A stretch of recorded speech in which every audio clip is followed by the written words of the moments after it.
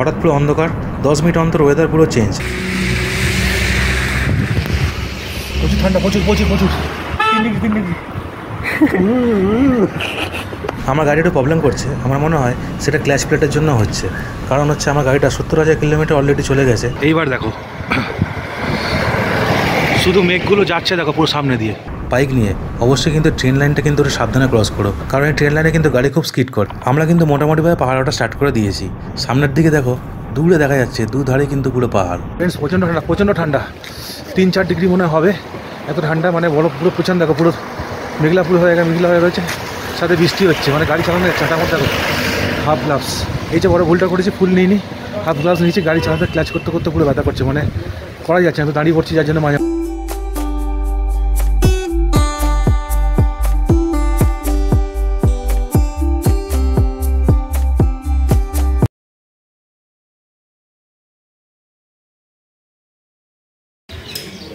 আমরা এই হোটেলটায় ছিলাম। এই যে হোটেল, তোমায় দেখিয়ে দিই। হ্যাঁ বলো। হোটেলের নাম্বার এখানে লেখা রয়েছে, দেখে নাও। দুজন বেরিয়ে গেল। সো বন্ধুরা, ফাইনালি আমাদের রুম আমরা ছেড়ে দিলাম। আমাদের বেরোতে একটু দেরি হয়ে গেল, এখন বাজে 11:30। প্রথমে আমরা বেরিয়ে এখান থেকে ফার্স্ট যাবো পেট্রোল পাম্পে। ওখানে গিয়ে গাড়িতে প্রথমে আগে তেলটা ভরে নেবো। এটা হচ্ছে শিলিগুড়ি মোড়টা, যেখানে আমরা ছিলাম।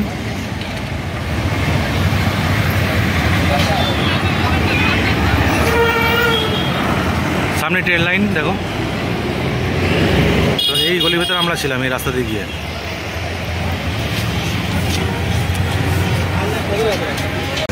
এখানে আবার তেল ভরতে হবে। দার্জিলিং যাওয়ার পথে আরও 700 টাকার তেল ভরে নিচ্ছি।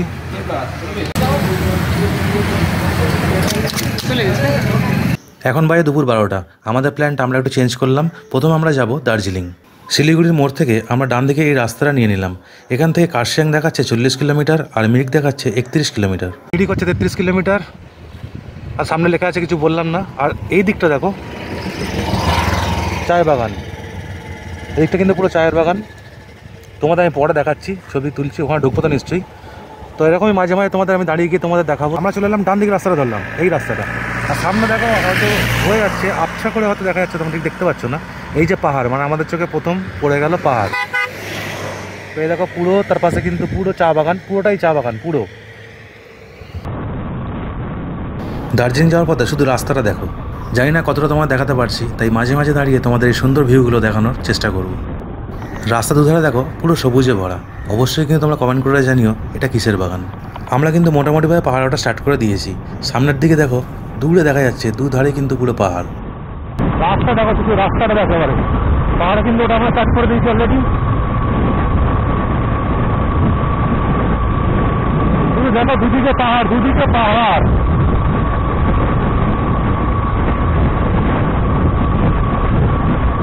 দার্জিলিংয়ে যাওয়ার পথে দেখো পেছনে ভিউটা পেলাম, দাঁড়িয়ে গেলাম যার জন্য। শুধু ভিউটা দেখো পেছনে, শুধু ভিউটা দেখো, ভিউ।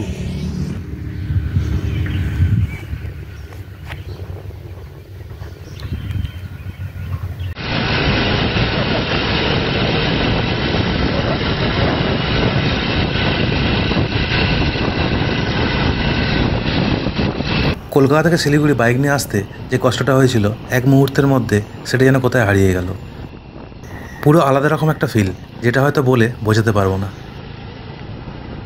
রাস্তাটা শুধু দেখো, রাস্তাটা।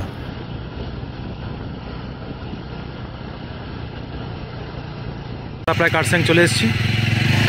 এখানে তোমাদের ভিউ পয়েন্টটা দেখিয়ে দিই। কিন্তু পুরো মেঘলা, কিছুই দেখা যাচ্ছে না। ভিউ পয়েন্টটা শুধু দেখো, ভিউ পিছনে।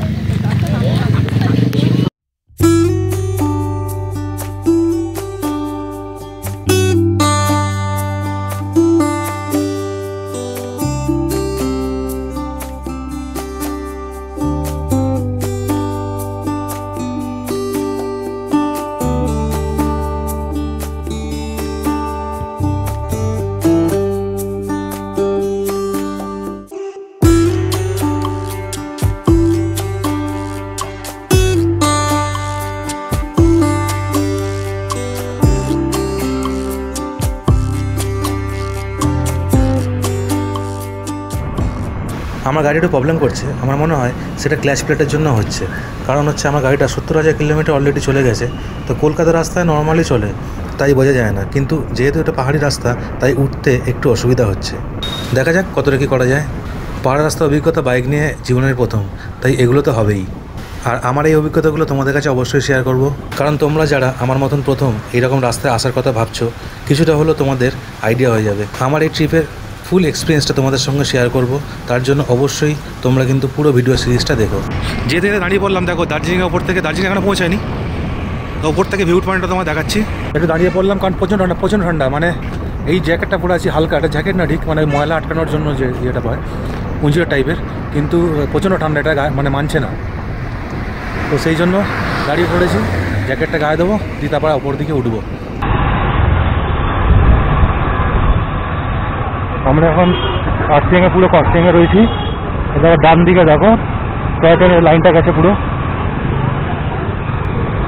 আমরা এখন কার্সিয়াংয়ের উপর দিয়ে ক্রস করছি। এখানে মোটামুটি ভালোই ঠান্ডা লাগছে, নিচে তো একদমই ঠান্ডা নেই, কিন্তু এখানে ভালোই ঠান্ডা রয়েছে।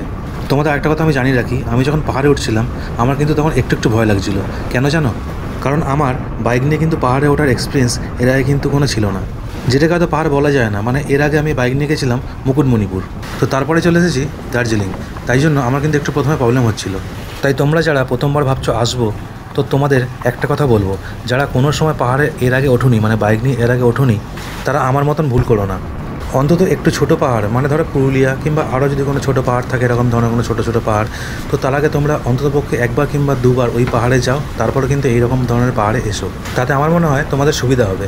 আমি কিন্তু জাস্ট আমার এক্সপিরিয়েন্সটা তোমাদের কিন্তু শেয়ার করছি, বারবার কিন্তু বলছি আমার এক্সপিরিয়েন্সটা কিন্তু তোমাদের শেয়ার করছি। আর যখন আসবে গাড়িতে তেলটা ঠিকঠাক ভরে আসবে, কারণ আমার মনে হয় পাহাড়ের রাস্তায় তেলটা একটু বেশি খায়। আর কম সিসির গাড়ি যদি তোমরা নিয়ে আসো, অবশ্যই কিন্তু মাঝে মাঝে একটু দাঁড়িয়ে নিও, কারণ হচ্ছে এই সব রাস্তায় গাড়ির ইঞ্জিনটা একটু তাড়াতাড়ি কিন্তু গরম হয়ে যায়। আর একটা কথা হলো, গাড়িতে তোমরা সার্ভিস করে নিয়ে আসবেই, আর ভালো করে ব্রেক শু, ক্ল্যাচের তার আর গিয়ারের তার ভালো করে কিন্তু দেখে নিও। যদি পারো একদম নতুন ব্রেক শু লাগিয়ে এসো। অনেকক্ষণ পর আমরা একটা খাবার হোটেল দেখতে পেয়েছি, এখান থেকে কিছু খাবো আর তোমাদের এখান থেকে দেখাবো সুন্দর ভিউ। রেস্টুরেন্ট পেয়েছি, কার্সিয়াং ভিলেজে পেলাম। এখানে হচ্ছে আমি বলে দিচ্ছি, মাছ ভাত হচ্ছে 150 টাকা, ডিম ভাত হচ্ছে 130 টাকা, আর সবজি ভাত হচ্ছে 130, সবজি 110, আর ডিম ভাত হচ্ছে 130, মাছলি ভাত 150। তো এখানে এটা রেট। ভিউটা তোমার দেখিয়ে দেওয়ার থেকে ততক্ষণ। তো বন্ধুরা এখন আমরা আছি কার্সিয়াং। তো কার্সিয়াংয়ে দেখো ফগ, দেখো শুধু এগুলো কেন উড়ে উড়ে যাচ্ছে, দেখো আমি জানি না দেখতে পাচ্ছ কিনা। এইবার দেখো শুধু মেঘগুলো যাচ্ছে, দেখো পুরো সামনে দিয়ে। এই হচ্ছে এক বাদে প্লেট 130। এটা হচ্ছে কপি ভাজা, কপি শাক। এটা হচ্ছে কোয়াশ, যেটুকু বুঝলাম না এটাই। এটা হচ্ছে ভিন্ডি মানে ঢেঁড়স, আর সাথে দিয়েছি ডাল। তো এখানে 130, প্রাইস হচ্ছে 130। এখানে কিন্তু প্রচণ্ড ঠান্ডা, তাই ঠান্ডা লাগুক আর যাই লাগুক, আমার যেটা স্বপ্ন ছিল সে স্বপ্নটা যে পূরণ হতে চলেছে, সেটাই আমার কাছে বড় পাওনা। যেটা ভেবেছিলাম যে বাইক নিয়ে কোনো সময় পাহাড়ের রাস্তা যেতে পারবো কি পারবো না, অনেক দিনের স্বপ্ন ছিল এটা। তো সেই যে স্বপ্নটা যে পূরণ হতে চলেছে বা হচ্ছে বা হয়ে গেছে বলতে পারো, তো সেটাই মানে এটাই আমার কাছে অনেক। এখান থেকে দার্জিলিং যেতে আর 1 ঘন্টা মতন সময় লাগবে। পুরো অন্ধকার হয়ে গেছে, পুরো গাড়ির সব লাইট জ্বালিয়ে দিয়ে চলো। এটি দেখো,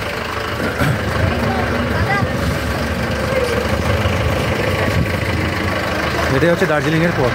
যখন তখন এরকম মেঘলা হবে আর বৃষ্টি স্টার্ট। দার্জিলিং ঠিক খাচ্ছিস? ওই দেখো আমার বোন কি বলে, ওই দেখো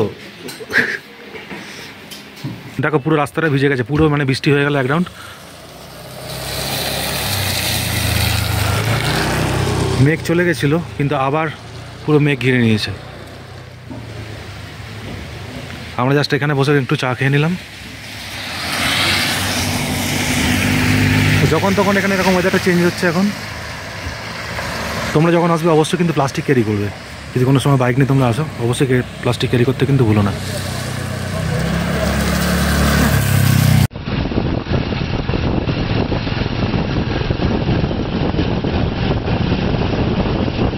ফ্রেন্ডস, প্রচণ্ড ঠান্ডা, 3-4 ডিগ্রি মনে হবে, এত ঠান্ডা। মানে বরফ পুরো প্রচণ্ড, দেখো পুরো মেঘলা হয়ে রয়েছে, সাথে বৃষ্টি হচ্ছে, মানে গাড়ি চালানো যাচ্ছে না। তার মধ্যে দেখো হাফ গ্লাভস।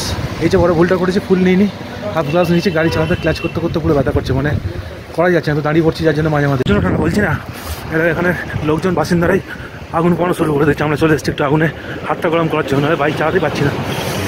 দেখো এই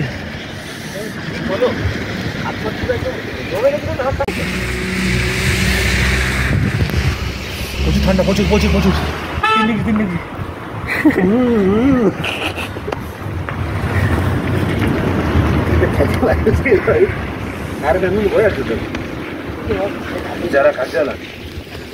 একভাবেই করে যেটা করে ভক্তি দেখো তোমার, বুঝতে পারছো তো কতটা ঠান্ডা।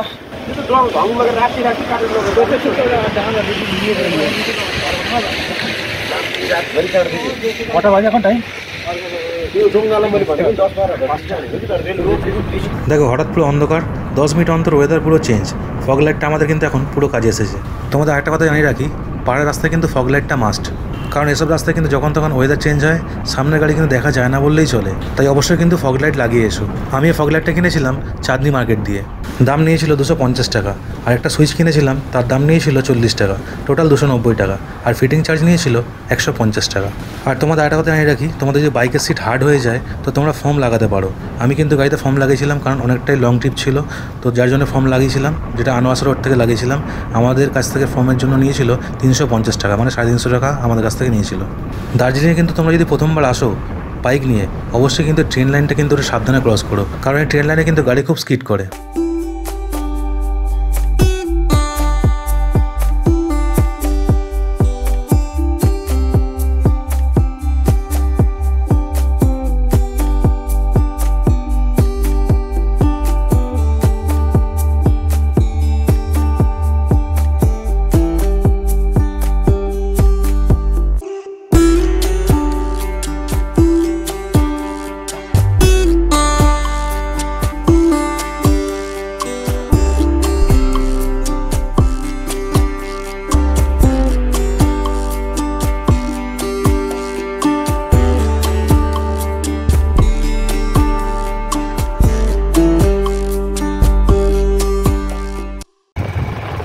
দার্জিলিংয়ে চলে এসেছি আমরা, চলে এসেছি। এই ঘরটা নিয়েছি, এই রুমটা দেখো,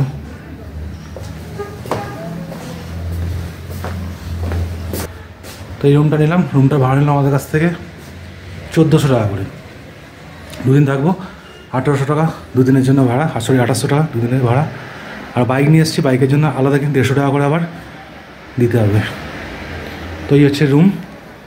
বাইরের ভিউটা এখন তোমাদের দেখাতে পারবো না, বাইরের ভিউটা আমি তোমাদের কালকে দেখাবো।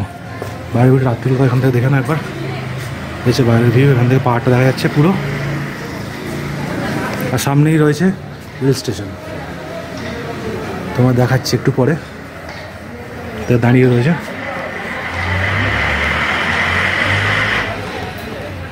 উপর থেকে তোমাদের তা দেখিয়ে দেবো রেল স্টেশনটা। এই দেখো দার্জিলিংয়ে চলে এসেছি আমরা, তোমাদের তো বললাম। তো এখন বেরিয়েছি একটু জাস্ট সন্ধ্যাবেলা একটু দেখার জন্য। এই রাস্তা দার্জিলিংয়ের রেল স্টেশন। দার্জিলিংয়ের টয় ট্রেন কিন্তু এই অবধি মানে শেষ, লাস্ট। এটা আসে কোথা থেকে? শিলিগুড়ি থেকে আছে, কার্চিয়াং থেকে আছে, পুরো অনেক দূর। আর এই শিলিগুড়ি দেখানো, সেটা দেখে নাও।